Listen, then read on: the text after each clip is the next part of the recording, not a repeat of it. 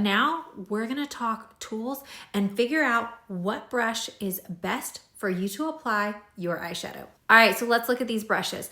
First thing to consider is the length of the bristles.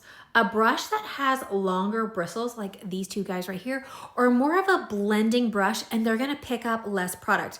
Honestly, they're my favorite to work with because that way you don't add too much product too soon. But a brush that has shorter bristle length, that's gonna add more product to your eye, which can be challenging for someone that's a beginner because it can be a little bit more difficult to blend out. All right, let's start with a blending brush.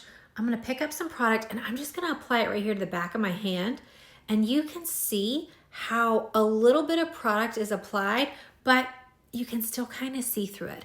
What about something that's a little bit more dense? This has shorter bristles, but it's more dense, meaning it has more bristles.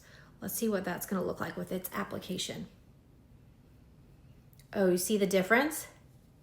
One tip for my gals that have hooded lids or hooded eyes, like this right here, that just basically means you don't have a lot of your lid showing because the upper portion above your crease is covering that lid. One thing to consider is a brush that might be a little bit smaller versus a diffuse blending brush. So you can see this one right here is a little bit more pointed on the end. It still has long bristles. It still is not very dense, so it's still a good blending brush, but it's a little bit smaller of a brush head, so it's gonna give you a more precise application to help you with that hooded eye. Make sure you keep following along as I show you how to work through a palette just like this one, and I teach you a blueprint technique that I've created to apply anywhere from 1 to 4 shades.